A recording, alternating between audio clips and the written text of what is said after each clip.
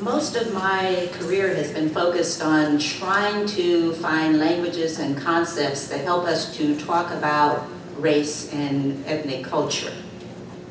I understand that the field and goal is to do diversity, whatever diversity means. There was a long definition, I didn't get it all. But however, when we talk about race and racism, we are actually talking about power and a power dynamic. So I am going to use race and racism as an analog for other intra and intergroup power dynamics. So this is going to require some thinking on your part. I hope you're not too sleepy to do that.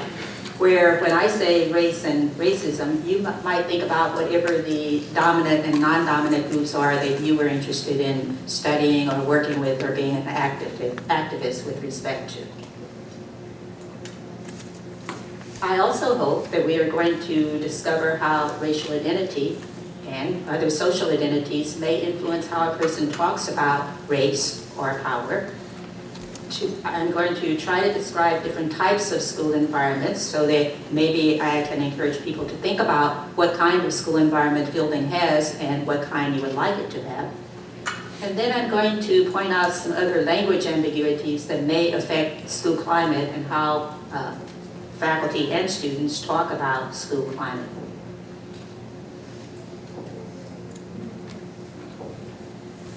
So I usually want to talk about more than I have time to talk about.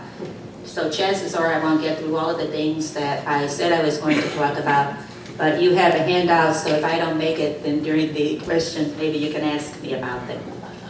So let's start with a very brief cultural experience. And the purpose of this is to help us differentiate culture from physical appearance, from race. So think about a time in your life when you were a child, when you were sick. What did the person who was close to you, the person who was your nurturer, do to help you feel better? You have something? Okay, share that with the person sitting next to you.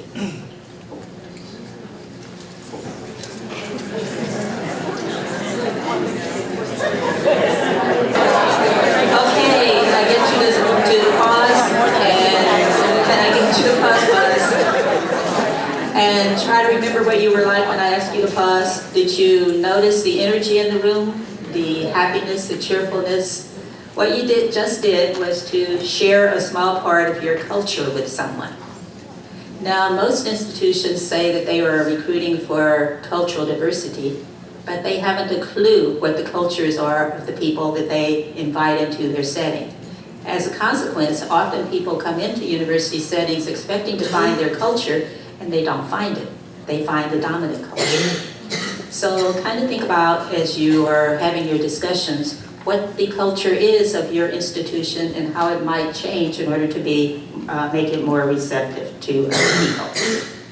So here's some characteristics of ethnic culture.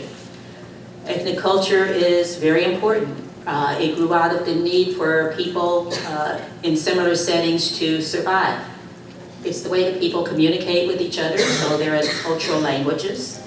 It's also the way that people perceive and understand and view the world. So it's very possible that within a single setting you may find individuals who come from multiple cultures and so consequently have multiple language backgrounds and multiple ways of understanding the world. It's the values, it's the social skills that are transmitted from generation to generation, because survival skills must be passed on in order for them to be survival skills. Maybe shared by different racial groups. So we often talk about Latinos, for instance, as being a racial group. But in fact, they're a group that the dominant power structure defined as a racial group based on language heritage rather than racial heritage, as those terms are defined in our culture. So you may find Latinos of any quote-unquote racial group, and they are a group because they share things like language and customs and traditions.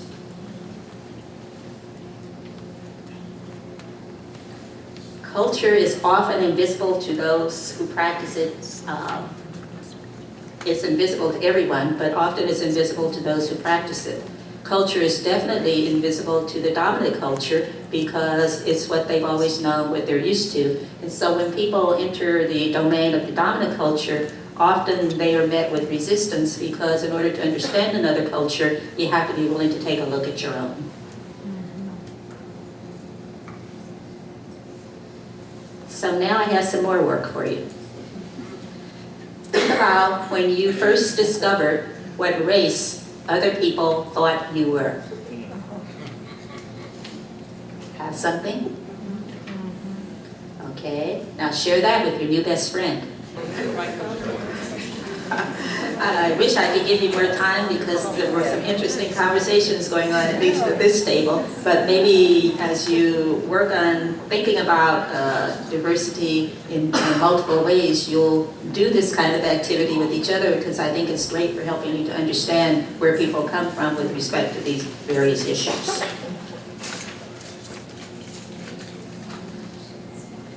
But we know that race is not biologically defined.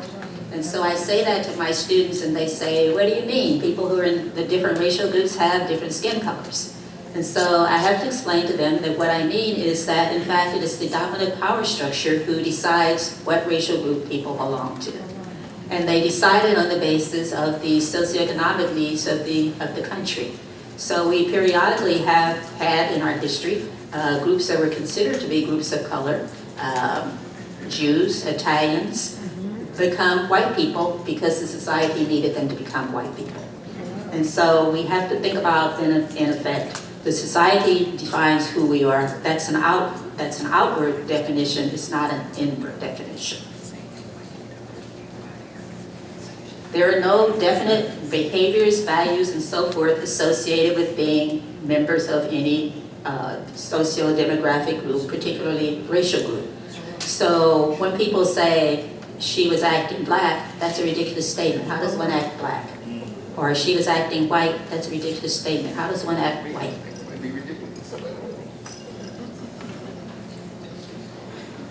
Racial groups, racial classifications are constructs that we use to maintain a status hierarchy. Because we believe that racial groups are real, we treat people as if racial groups are real, and people begin to internalize that belief system. When they internalize that belief system, if they are the advantaged group, they begin to believe that they deserve the advantages that the society gives them. If they are in the disadvantaged groups, they begin to believe that they in some way are inferior because they don't have access to the same resources as the dominant group. Racial groups are defined by physical appearance or presumed physical appearance. Notice how upset the public got when Rachel Dolezal tried to be a black person. She was a white woman who, for many years, was a black woman. Well, what they were saying to her is that you have to fit into the categories that the society says fit you, the racial categories the society says fit you.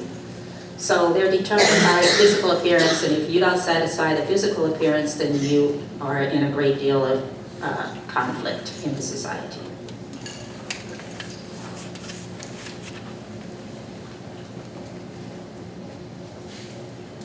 What this means is that our institutions recruit people on the basis of racial categories. And they assume that that means that the categories they recruit share something in common in terms of behavior. But that's not necessarily the case. And so often, for example, people of color find themselves in situations where people say, speak for your racial group. Well, if they have not had the cultural socialization, the racial socialization that other members of the group have had, they certainly can't do that. And I often say to white instructors when I do workshops, would you please speak for your racial group? And then they begin to think about what that means, the diversity of experiences one has as a white person and how you could not possibly define that for anyone.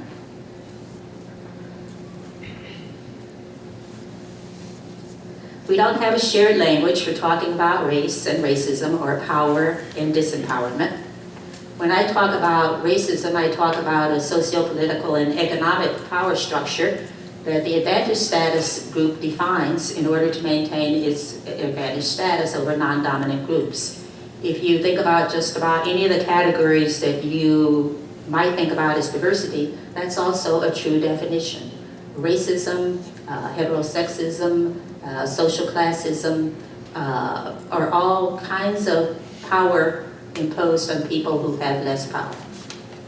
And the way that happens is through laws and customs. So in higher education, for instance, what does it mean that we value quote-unquote traditional academic indicators? People have to have certain test scores, or people have to have certain GPAs. Life experience does not count. That's institutional laws defining who a person is and who a person ought to be. Macroaggressions, so crimes. What does it mean that in our society we can have situations occurring, and now it seems like every other day, in which people are aggressed against, and faculty do not talk about those issues with the students. They don't raise those issues with the students. It's the students who have to raise those issues, and sometimes they don't because it feels unsafe to do so. That, in my opinion, is an institutional macroaggression. And then we have cultural racism, which is downplaying the cultural products of people who are not from the dominant culture. What does it mean, for instance, that everyone who graduates essentially from a white institution, predominantly white institution, ideology-wise a white institution, has to perform according to the traditional or mainstream standards of performing, even though those might not be appropriate for the people they intend to work with or the situations they intend to be involved with. We don't think about that. We essentially try to shape people into the same model, which is why my conference this year is called Don't Turn People into Widgets.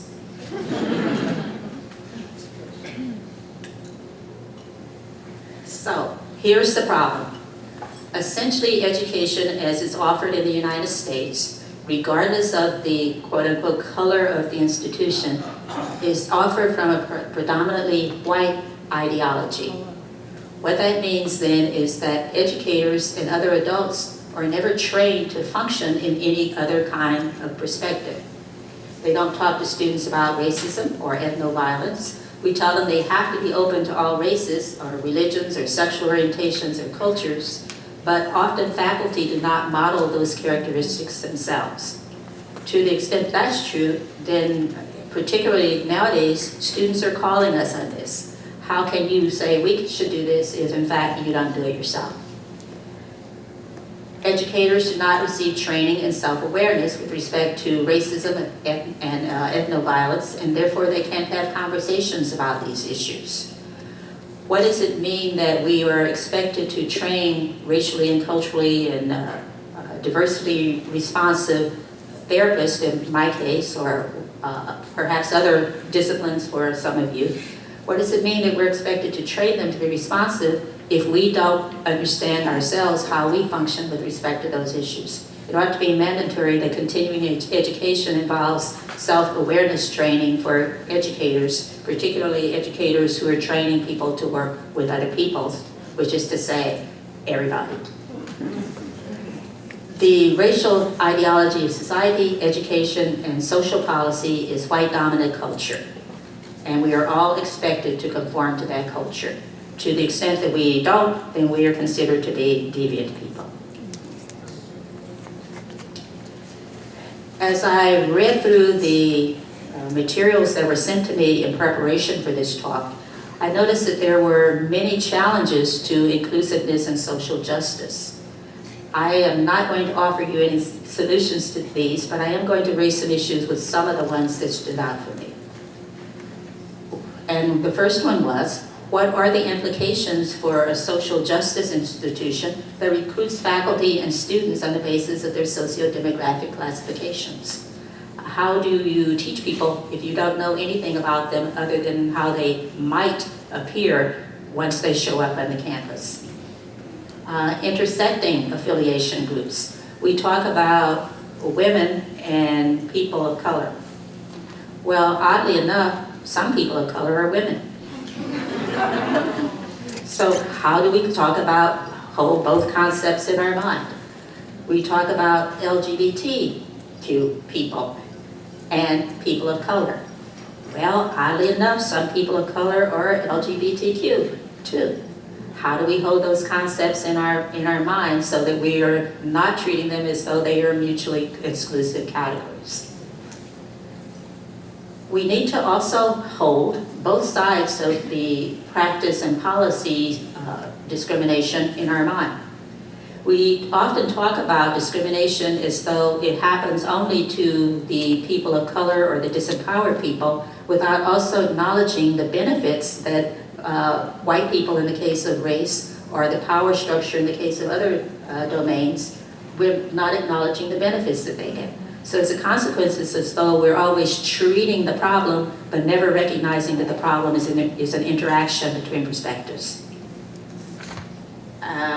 What is the role of culture in inclusive institutions? How do we ensure that we begin to break down the white ideology and incorporate other principles of culture into our higher education institutions? It begins with actually valuing what it is that the people have and bring to the institution, or could have and bring to the institution if we found ways to let them do that. I don't actually know from your materials what social justice, activism, and progressiveness are. And I wonder if those things also pertain to the inside of the institution, so how you treat one another, as well as the outside of the institution, how they pertain to the communities or the clients or whoever it is that you work with.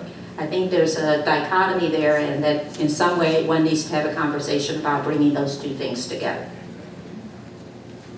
How does one discuss these issues? I have a sense that there is a great deal of difficulty involved in talking about these kinds of issues with each other, in part because I'm not sure you trust each other. And so maybe you ought to start your conversations by saying good evening to each other too, so you'll feel safe.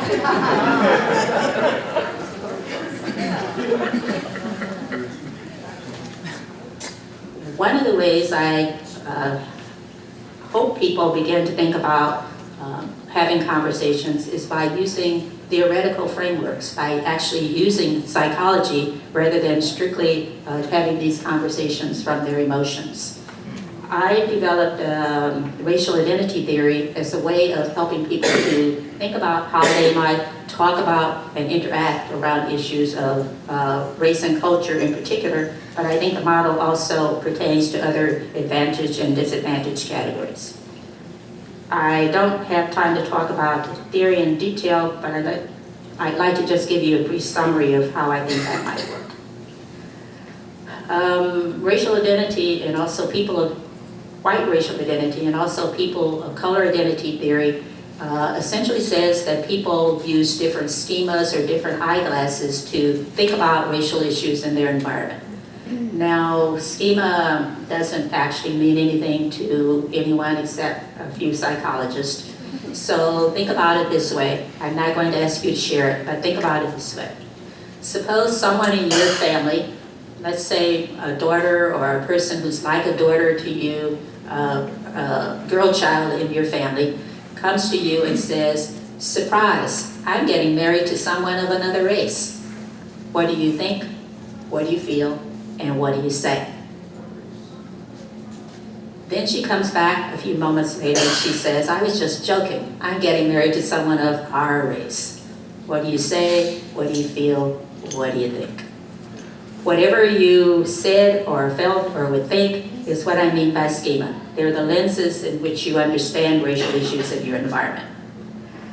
For white people, the one schema that I describe is contact, is naivete. It's the person who says, I don't see race, people are just people, so I'm not going to talk about it. Most of our institutions function from a contact perspective. We don't see race, and so we don't talk about race, no matter that race is breaking out all over the place in the environments in which we find ourselves. Disintegration or confusion, that's the schema that people typically use when they are caught in the moral dilemmas of talking about race. from my campus, that often happens when white people are in a situation where they begin to feel guilty about what's happened with respect to race. What they do is they shut down. And so they say things such as, I don't feel safe enough to talk about race. Well, here's the thing.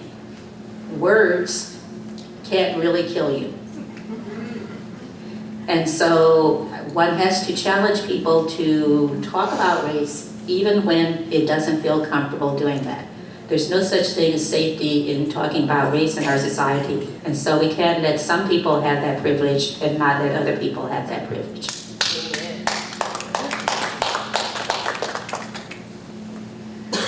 Reintegration, whiteness is power. In this election year, we are seeing a lot of reintegration. The person who uses this particular schema says that any Alana person, Alana is on the East Coast, African American, Latino American, Asian American, and Native American. I think I got them all. Any Alana person who talks about race or injustice is playing the race card or is racist. So we hear that with respect to Black Lives Matters. When you're talking about Black Lives Matters, that means you're talking racist talk.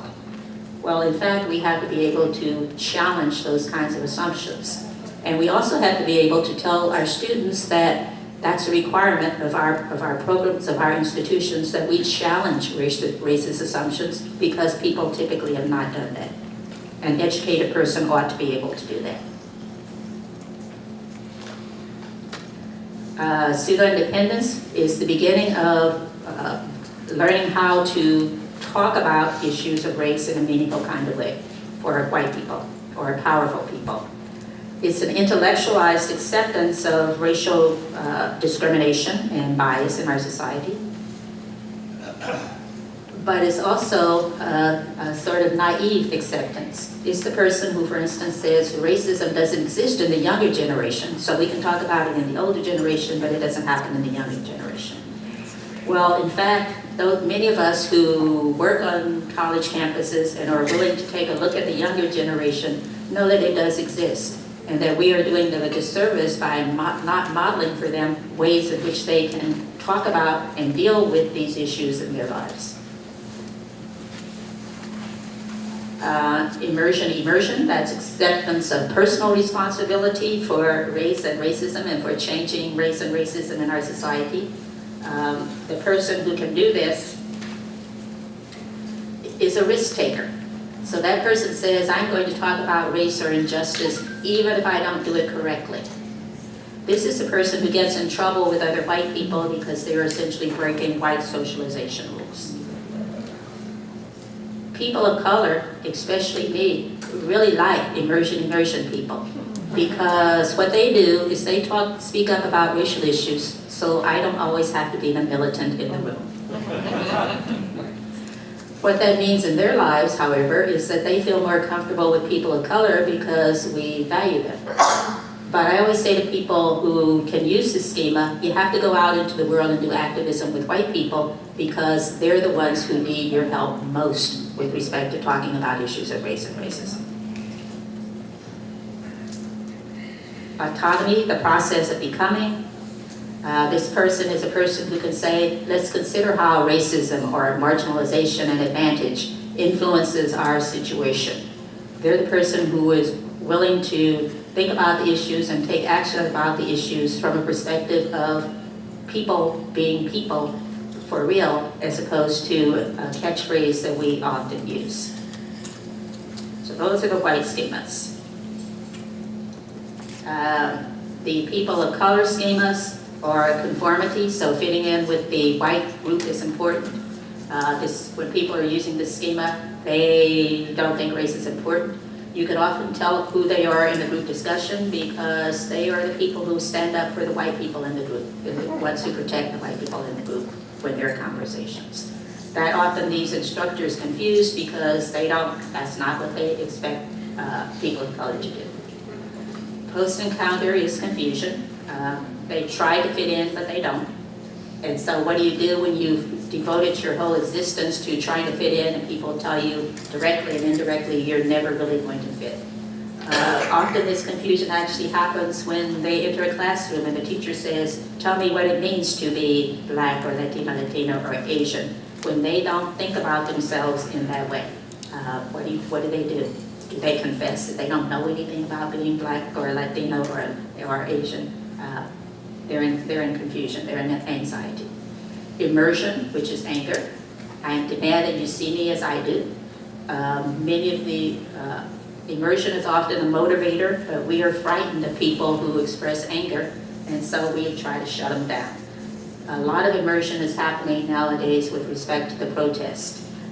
We should be encouraging immersion and helping people to find positive ways to express that immersion and supporting them when in fact they have found positive ways to do that.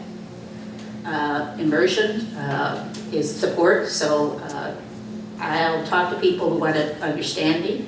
Often when people are using their immersion schema, they hang out with people who are the same affiliation group as they are. They gain support for that, and that's not a bad thing.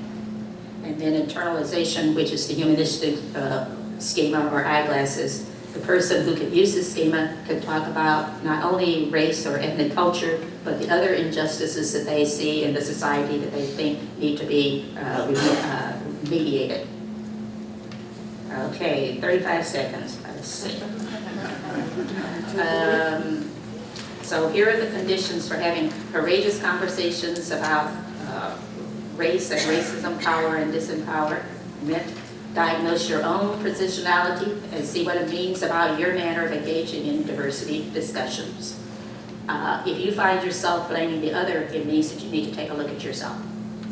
Establish a focus for the conversation that's personal, local, and immediate. What's happening now? How I feel about what's happening now.